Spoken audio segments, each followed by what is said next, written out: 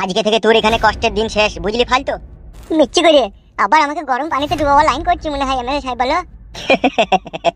তোকে এমএলএ বিকাশ দত্ত গরম পানিতে ডুবাবার লাইন করেনি, জানি না ও কি প্ল্যান করেছে, বুঝলি তো? এমএলএ বিকাশ দত্ত সাহেবের মেয়ে মরে গেছে, বুঝলি তো? আমি যাবো না ভাই এমএলএ বিকাশ দত্তের কাছে, আমাকে ছেড়ে দাও ভাই, আমি বাড়ি চলে যাবো। বাড়ি চলে যাবি? তোর বউকে ফেরত নিবি না তো? আমি 4 দিন আড়াই টাঙানো ছিলাম, এই 4 দিনে যে কষ্ট আমি পেয়েছি, আমার বইয়ের ভালোবাসা আমার মন থেকে আপনি মুছে গেছে। তাই বললে হয় নাকি খেপা? যার জন্য এত কিছু তাকেই যদি জীবনে না পাস, তাই আর এই কষ্ট করার মানে কি হইলো? আমি বলবো না ভাই, আমাকে ছেড়ে দাও, আমি বাড়ি পালাবো। আমি ছাড়ার কে? আমার ছাড়ার কোনো অধিকার আছে? তোকে বল, তাই তোকে ছেড়ে দেবো। তোকে এখন ধরে নিয়ে যেতে বললো এমএলএ সাহেব তার কাছে। আবার আমাকে মারবে বলো? সেটা তো আমি আর বলতে পারছি না, তোকে মারবে কি না মারবে। এখন তোকে নিয়ে যেতে বললো, তো আমার সাথে কোন চো? আমাকে ছেড়ে দাও ভাই, আমি যাবো না। তোকে এর আমাকে ধরতে পারিস, আর তোকে যদি আমি ছেড়ে দিই, আমাকে এমএলএ সাহেব ছাড়বে খেলা চোদা? আমাকে ছাড়বে না। যেতেই হবে। তা যেতে হবে না, চো। জোড়হাত করে বলছে ভাই আমি বাড়ি পালাবো, আমাকে এমএলএ সাহেবের কাছে নিয়ে যেও না। ও শালা জালিম লোক, আমাকে আবার মারবে ও। তুমি তো সারা জীবন মানুষের ক্ষতি করলা, সারা জীবন মানুষের অন্যায় করলা, একটা অন্তত ভালো কাজ করো ভাই আমার। তুমি কি এটা ভাবো না মৃত্যু মানুষের নিশ্চিত একদিন না একদিন আসবেই? তুই কি আমাকে জ্ঞান দিচ্ছিস নাকি? এটা জ্ঞানের কথা লয় হামসাফার ভাই, এটাই বাস্তব। এ ফেদা কপালি ছোড়া, তোর কপালে না ধনের ডগ বুলিয়ে দেবো, চিনিস তোমাকে? সত্যি মানুষের চামড়া তোমাদের গায়ে নাই, তোমরা পয়সার জন্য সব কিছু করতে পারবা। কি বলছিস কি বে তুই? আবল তাবল উল্টো পাল্টা কথা, দেখবি কেরানি খাবে এখনই। মাথার উপরে ভগবান আছে, সহ্য করবে না। সেটা এমএলএ বিকাশ দত্ত সাহেব বুঝবে, তোকে অত বুঝতে হবে না, তুই চো। মারবে না তো দিয়ে? তাই এবার মারে, তোকে নলেন গুড়ের পায়েস খাওয়াবে। মিচ্ছি করিয়ে বেশি আর কি মারি না, ফালতু মারবো। বেশ ঠিক আছে চলো। জহাট। বেশি চিন্তা ভাবনা করার দরকার নাই, বাড়া ফোনটা লাগা না। বউ বানা যদি রাজি না হয় এই ব্যাপারটাতে? বালের বউ নাকি বাড়া? ভাতার মধ্যে বসে আর বউ বাড়া ভাতাকে বাঁচাবে না, কিসের বউ তাইলে সে? তোমরা ফোনটা করেই তো দেখ বাড়া, এখানে আসতে বল। বেশ ঠিক আছে বলছি। ফোন লাগা, চিন্তা ভাবনা করার দরকার নাই।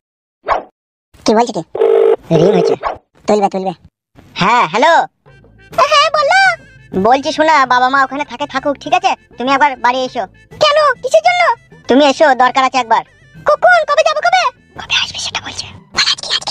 বলছি আজকে চলে এলি ভালো হইতো। বেশ ঠিক আছে আমি আসবো। আর একটা কথা শুনো। হ্যাঁ বলো। বলছি বাবা মাকে ওসব কথা বলার দরকার নাই, ঠিক আছে? তুমি সোজা চলে এসো, বুঝলা তো? কি বলার দরকার নেই বাবা মাকে? তুমি এখানে আসো, এটা বলার দরকার নাই। তুমি ঝড়াম করে আসবা যে আমি আবার তোমার সাথে চলে যাবো। বেশ ঠিক আছে তাই হবে। বেশ রাখলাম তাহলে। হ্যাঁ রাখো। তুই কি বললি তোর বইলে তোর বয়সে চলে যাবে? না বে, এটা ওকে পাম দিয়ে ডাকলাম। বুদ্ধি আছে বাড়া তোর। বুদ্ধি থাকলে কি আজকে আমাদের এই অবস্থা হয় রে? ওইরকম কথা বলছিস কেন তো? আমি মানছি আমাদের বুদ্ধি নাই, কিন্তু এমএলএ সাহেব খান কি ছেলে সুইরে বাচ্চা, ও তো একটা শিক্ষিত লোক বে, ও আর কি বুদ্ধি বে? ও খানকি ছেলে সুইরে বাচ্চা তো জারদ সন্তান। তাহলে বল, ও যদি জারদ সন্তান হয়ে যদি মানুষের খাই ক্ষতি করতে পারে, তাহলে আমরা ভালো ছেলে হয়ে কেন পারবো না বে?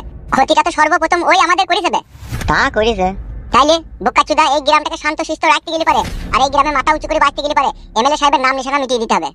মিটি তো দুবই, ও খানকি ছেলে সুইরে বাচ্চা যে ক্ষতি আমার করেছে তা ভুলার লয়। তাইলে বল।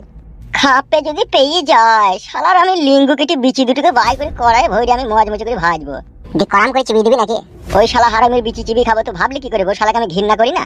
তাহলে বিচি দুটো সবসময় বাই করেই বা কি করবি, লেগেই থাকো। আমার একটা জিনিস চিন্তা হচ্ছে কিন্তু ফুটো। কি চিন্তা হচ্ছে? বউ বাড়া আবার রাজি হবে তো এই কাজটা করতে? তুই শুধু হু দিবি, বোঝানোর দায়িত্ব আমার। মেয়ে ছেলেকে কি করে বুঝাইতে হয় কি করে না বুঝাইতে হয় সেটা আমি ভালোভাবে জানি। তুই শুধু হ্যাঁ হু দিবি, বাদ বাকিটা যা বুঝাবার আমি বুঝিয়ে দেবো। বুঝাইতে পারলি তো ভালো হয়, তাহলে আমরা দুজনে একটু চিন্তা থেকে মুক্তি হয়। তোর বউ কখন আসবে কখন? বললো তো যে আমি চলে যাবো। তাহলে তোর বাড়ি আসবে তো? হ্যাঁ। তাহলে চ, এর বসে কি করবে? ঠিকই বলেছিস, চ।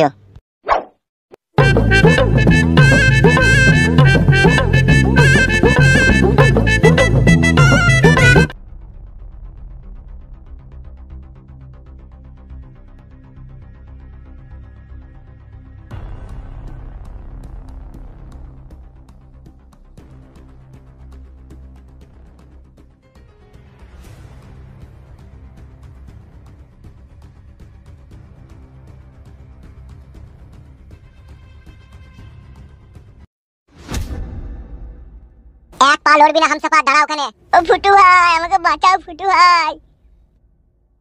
ও ভাই ফুটু আমাকে বাঁচাও ভাই, আমাকে কি মার মারছে ভাই এরা, বাঁচাও ভাই আমাকে।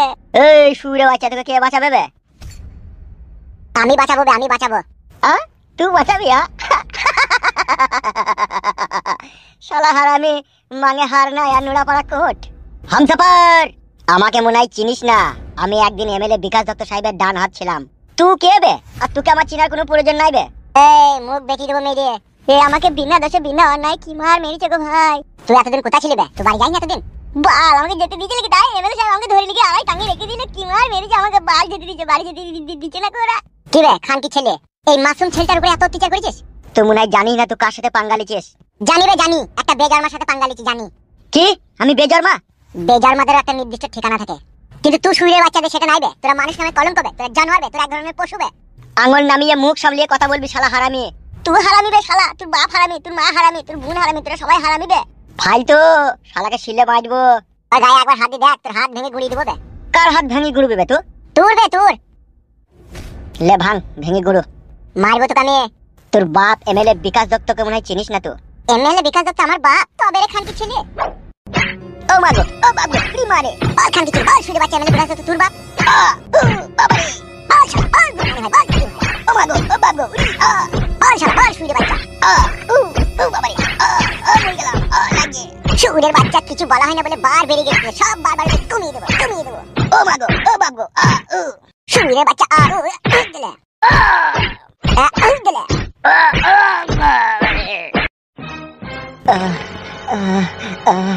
তোর বাপ এমএলএ বিকাশ দত্তকে বলবি, বলবি তোর মৃত্যুর ঘন্টা বেজে উঠেছে। বুঝিয়ে দিবি তোর বাপ এমএলএ বিকাশ দত্তকে। My name is Flutu, only one king Khan. চল এখান থেকে, হামসাপাতি আমার সাথে চল। ও মাগো ও বাবা গো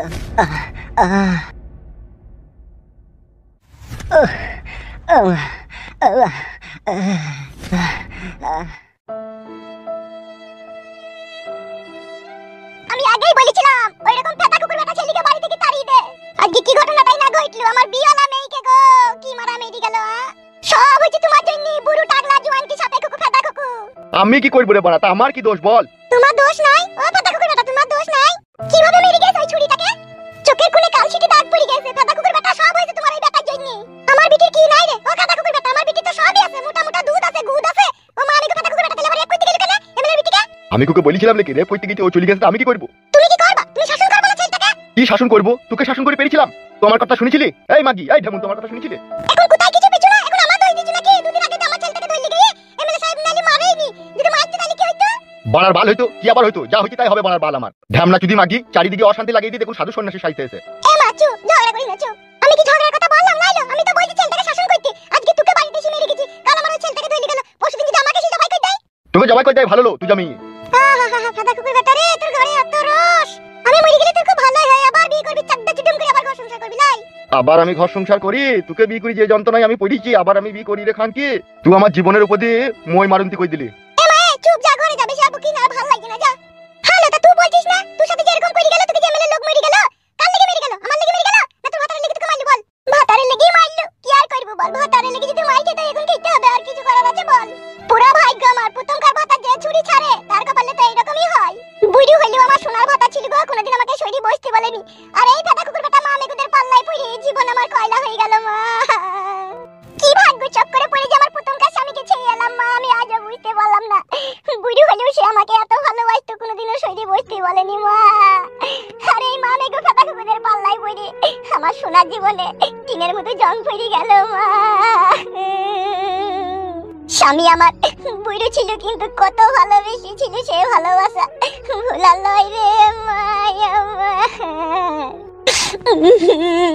রাতে যদি কোনোদিনও পা হাত যন্ত্রণা করতো, এমন সোনার ভাতা ছিল আমার, পা হাত শুধু টিপে দিত মা গো ওই মায়া। আর এই মামেগুদের পাল্লাই পড়ে রূপ জৈবন খুলি দু মামেগুদের মন পেলাম না রে মায়া আমার। মনের ভিতরে যেই দুঃখের পাহাড় জমলো মারে মায়া আমার, কাউকে খুলে দেখাবার লয় রে মায়া। সব কিছু তোমার জন্য আর তোমার ছেলের জন্য হচ্ছে। ও মা আমি আর কারো দোষ দেবো না মা গো মায়া আমার। ও মা আমার এই পুরা ভাগ্য মা গো, পুরা ভাগ্য শুধু তোর একা লয় রে মা, পুরা ভাগ্য আমারও। নাইলে এই মা আমিকে টাকলা জোয়ানকে রূপ জৈবন খুঁজে তুই এই মা আমিকে বুড়ো বয়সে কি আমি মন পাই না বল? আমার আর ভালো লাগছে না মা, আমার আর এই যন্ত্রণা ভালো লাগছে না রে। চুপ চুপ, আর কাঁদিস না, চুপ। তুই ঢেমুন মাগি বিশাল যন্ত্র। কেন রে ও ফাটা কুকুর বেটা, আমি আবার বিশাল যন্ত্র কি করে হলাম? বুঝি দেখ গা। কি বুঝি দেখবো? এমএলএ বিকাশ দত্তর সাথে তোর একদিন তো লাইন ছিল লো।